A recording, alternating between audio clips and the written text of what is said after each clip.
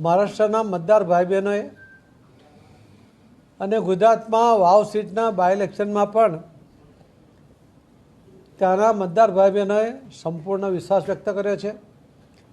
મોદી સાહેબનું નેતૃત્વ, શ્રી અમિતભાઈ શાહ સાહેબનું માર્ગદર્શન અને મહારાષ્ટ્રના સૌ આગેવાનો અને કાર્યકર્તાઓએ મહારાષ્ટ્રના મતદારોમાં જે વિશ્વાસ સંપાદન કર્યો એનું પરિણામ મહારાષ્ટ્રમાં મળ્યું.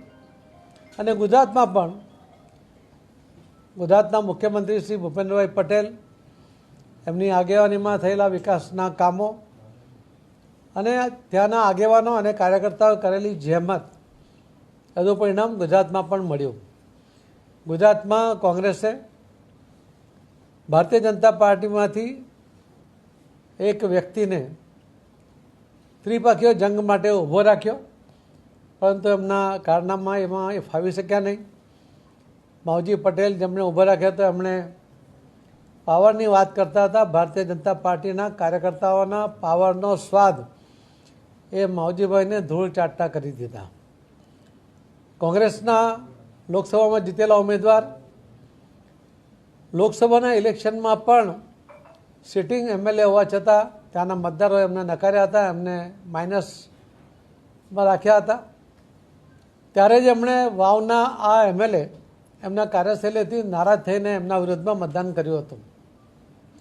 આ વખતે પણ વાવના મતદારોએ મોદી સાહેબના નેતૃત્વમાં વિશ્વાસ કરીને વિકાસને મહત્ત્વ આપીને એમના વિસ્તારનો વિકાસ થાય એના માટે,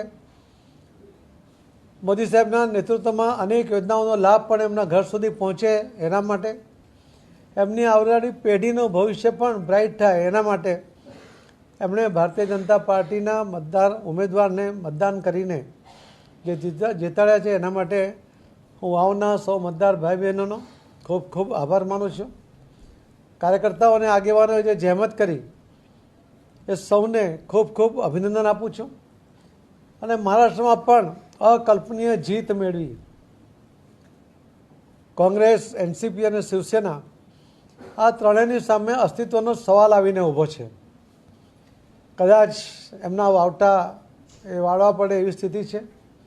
એ વાવટા એમના સમેટાઈ ગયા છે અને એ રીતે એમનું અસ્તિત્વ સામે આવીને ઊભું છે. ત્યારે એમણે આમાંથી પાઠ લેવો જોઈએ કે લોકોને વિકાસમાં રસ છે, લોકોને આક્ષેપો કરીને પોતાનું ધ્યાન પોતાના તરફ ખેંચવાનો જે પ્રયત્ન થાય છે, દેશના હિતને પણ નુકસાન પહોંચાડાય એ પ્રકારના નિવેદનો થાય છે, એ દેશના મતદાર ભાઈ બહેનો ક્યારેય એને બરદાસ્ત કરતા નથી, એને સહન કરતા નથી. અને એ બધાનું પરિણામ એ આજે મહારાષ્ટ્રમાં પણ જોવા મળ્યું છે. મહારાષ્ટ્રના મતદાર ભાઈ બહેનોને પણ એમણે લીધેલા નિર્ણય માટે એમના આભાર માનું છું.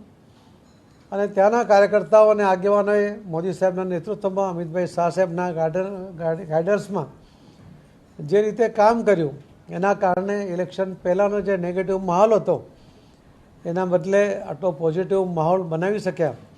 એના માટે સૌને ખૂબ ખૂબ અભિનંદન આપું છું. અને વિશ્વાસ છે કે મોદી સાહેબના નેતૃત્વમાં દેશ જે રીતે પ્રગતિ કરી રહ્યો છે એના સારા ફળ એ મહારાષ્ટ્રને પણ મળશે જ એવો મને વિશ્વાસ છે. ધન્યવાદ.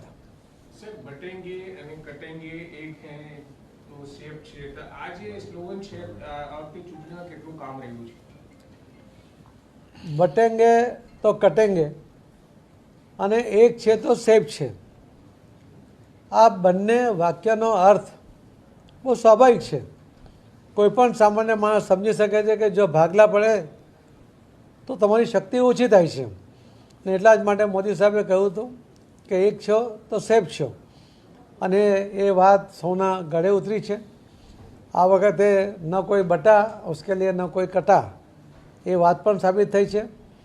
અને જે વાતનો વિરોધ કરતા હતા, કેમ કે એ વાત દેશની એકતાની હતી, એ વાત વિકાસ માટેની હતી કે જો બટેંગે તો વિકાસમાંથી પણ તમે કપાઈ જશો, એ મુદ્દો એમાં હતો. અને એ સ્વાભાવિકપણે લોકોએ આ બંને મુદ્દાને સ્વીકાર્યા અને એના કારણે એમણે મોદી સાહેબના નેતૃત્વમાં ફરી ખૂબ મોટું મતદાન કરીને જીત અપાવી છે. धन्यवाद।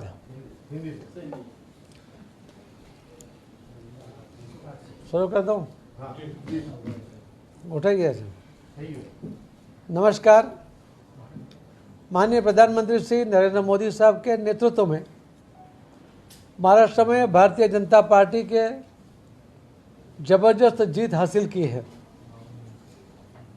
और इस जीत में माननीय मोदी साहब का नेतृत्व, उनकी विचारधारा, उनका विकास के काम और श्री अमित भाई शाह साहब का गाइडेंस, वहाँ के कार्यकर्ताओं ने मतदाताओं के साथ का संपर्क और वहाँ के नेताओं ने जो प्रवास किए, उसका परिणाम महाराष्ट्र में भारतीय जनता पार्टी की जबरदस्त लीड के साथ वो आगे बढ़ी है। महाराष्ट्र में युति का जो गठबंधन था उसको 225 से भी ज़्यादा, 229 से भी ज़्यादा सीटें हासिल होती दिख रही है। उसके सामने कांग्रेस, एनसीपी और शिवसेना, उनका बहुत बड़ा उनकी हार हुई है। उनके अस्तित्व के सामने सवाल आके खड़ा है।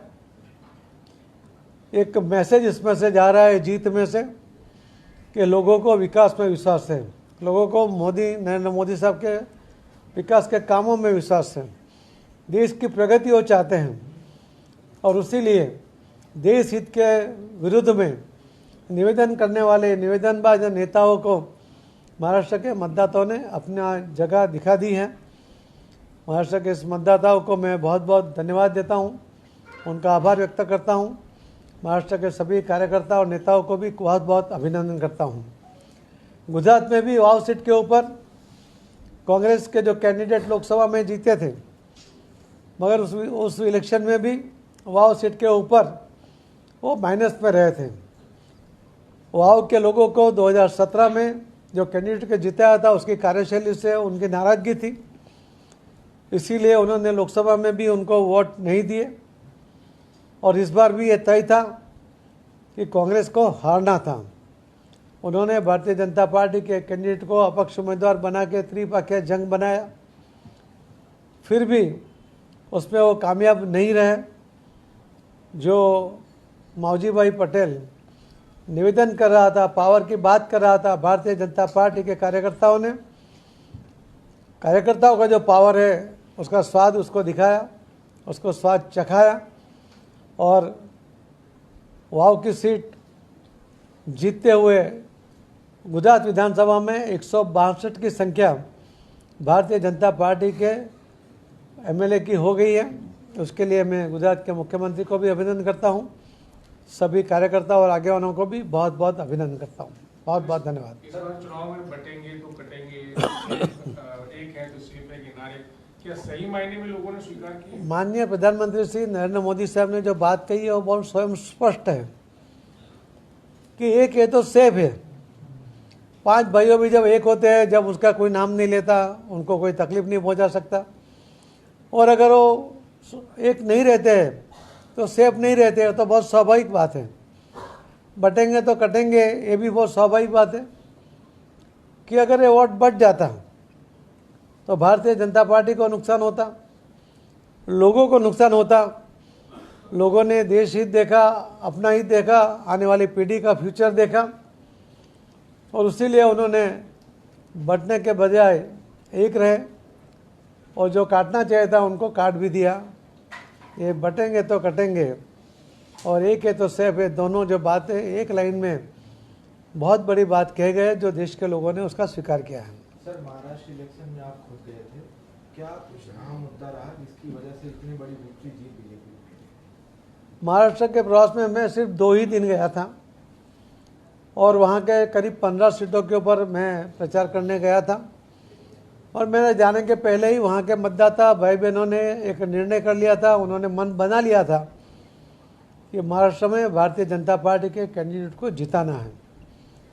और कई मुद्दे और उसके अंदर मोदी साहब में विश्वास, मोदी साहब के द्वारा जो योजनाएं बनी हैं और विकास की योजना का लाभ उन तक मिले, पूरा देश की जो प्रगति हो रही है उसी तरह महाराष्ट्र की प्रगति हो, उसी में उन्होंने अपना हित देखा और यही मुद्दे के ऊपर उन्होंने भारतीय जनता पार्टी की फेवर की है, महायुति की फेवर की है। तो कांग्रेस और जो शिवसेना है उद्धव ठाकरे उनको लेकर क्या कहेंगे, क्योंकि अब बीजेपी वहाँ बहुमत में पूर्ण रूप से आ गई।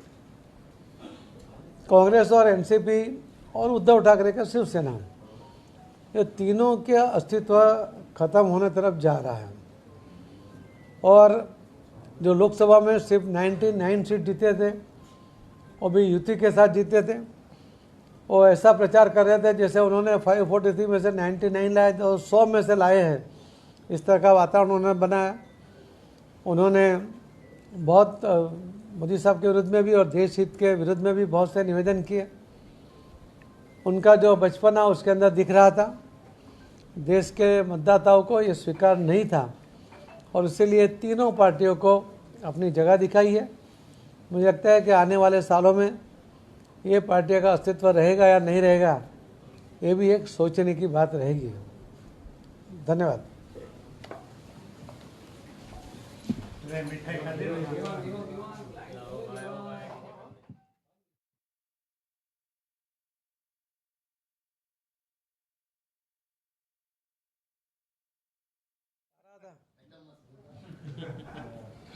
काजू कतली मीठी थे।